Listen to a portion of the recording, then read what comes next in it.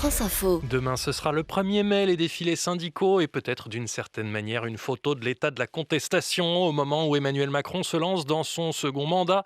Le président de la République qui a promis pendant la campagne un changement de méthode avec une forme nouvelle de dialogue social. Bonjour Pierre Ferracci. Bonjour. Vous présidez le groupe Alpha, cabinet d'expertise dans les relations sociales. Quelle peut être cette forme nouvelle? Il n'y a pas 36 solutions quand il s'agit de négocier des projets assez lourds de réforme. On entendait ces dernières heures l'opposition de plusieurs syndicats, notamment à la réforme des retraites. Écoutez, il faut changer la méthode. Il faudra changer aussi le fond.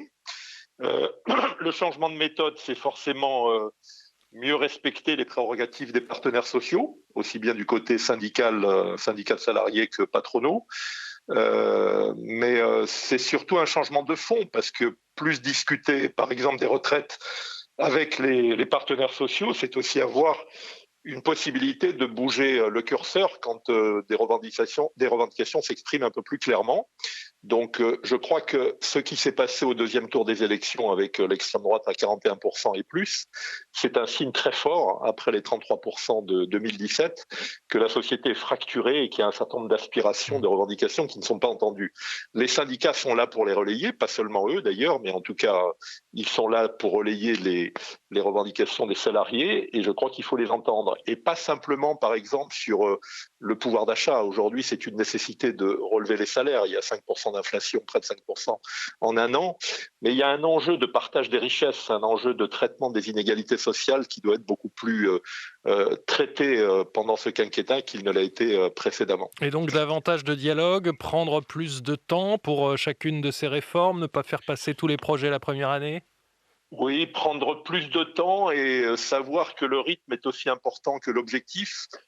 Par exemple, les enjeux de transition écologique, tout le monde est d'accord pour les prendre en considération.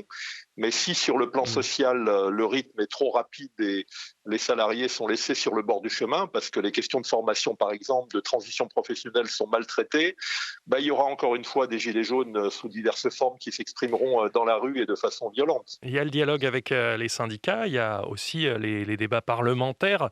On a entendu Bruno Le Maire cette semaine dire que l'article 49.3, ce fameux article qui fait passer des textes à l'Assemblée sans vote, on ne pouvait pas totalement l'écarter pour ce second quinquennat. Il faudrait le faire pour autant? C'est exactement ce qu'il ne faut pas dire. En tout cas, en début de quinquennat, il faut laisser la place au dialogue et donner le sentiment, et pas simplement le sentiment, il faut que ça soit une certitude pour ceux qui sont en face de vous, que le débat est réellement ouvert et que la question des retraites ne se limite pas à choisir l'âge de départ à la retraite, par exemple les 65 ans. Comment on traite les seniors aujourd'hui? Vous savez, la question des retraites, c'est aussi une question de taux d'emploi dans la société française. Le taux d'emploi est très faible par rapport à certains de nos voisins, et c'est ça qui explique aussi les déficits qu'on essaie de combler. Donc il faut que le débat soit franchement ouvert, et très clairement, la position qui a été prise par Bruno Le Maire, alors même s'il a pris quelques précautions, n'est pas la bonne.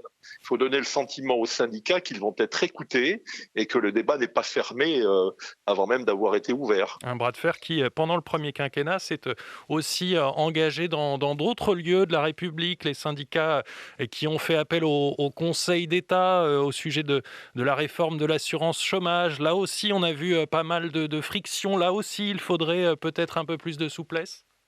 Je crois que Emmanuel Macron a compris qu'il ne pouvait pas traiter, malgré les problèmes qu'il a rencontrés, la pandémie, la crise des Gilets jaunes, aujourd'hui une guerre aux portes de l'Europe, il ne pouvait pas traiter les sujets de façon aussi directe et sans passer par la case dialogue. Mais encore une fois, un vrai dialogue, le dialogue qui ne débouche pas sur des évolutions concrètes des projets gouvernementaux, même si certaines nécessités sont évidentes pour les uns et les autres. Ce dialogue-là, il n'a pas de sens. Donc il faut vraiment être à l'écoute, mais avoir des objectifs de réduction des inégalités sociales, de remonter dans la société, dans la hiérarchie sociale d'un certain nombre d'actifs, de salariés, mais aussi de personnes qui veulent être mieux reconnues. On a parlé de grands déclassements à un moment donné entre la périphérie et les villes. Il faut qu'il y ait des signes très concrets de ce point de vue-là. Je crois que les syndicats les attendent. Mmh. Et s'ils sont entendus, je pense qu'ils joueront le jeu, ils seront constructifs et ils éviteront les débordements qu'on a connus ces derniers temps. La composition du gouvernement sera déjà sans doute un signe des bases de ce second mandat, selon qui on trouvera au ministère des Finances, au ministère du Travail, de l'économie. Est-ce que vous, Pierre Ferracci, vous pourriez en être? Non, non, j'ai passé l'âge, il faut laisser la place aux jeunes et puis il faut à un moment donné déjà le choix du Premier ministre sera intéressant. Il faut des gens d'ouverture qui écoutent, dans tous les domaines et de ce point de vue-là, il y a pas mal d'acteurs qui peuvent jouer ce jeu-là. J'espère que ça sera un gouvernement d'ouverture et en tout cas qu'il y aura une sensibilité sociale très marquée et pas seulement une sensibilité écologique parce que c'est très à la mode, mais l'écologie sans la gestion des transitions professionnelles, sans la prise en compte des inégalités sociales, ça peut donner demain, encore une fois, des bonnets rouges et des gilets jaunes dans la rue, et c'est pas ce que l'on cherche pour apaiser la société. Tout doit être imbriqué. Merci Pierre Ferracci, président du groupe Alpha, cabinet d'expertise dans les relations sociales.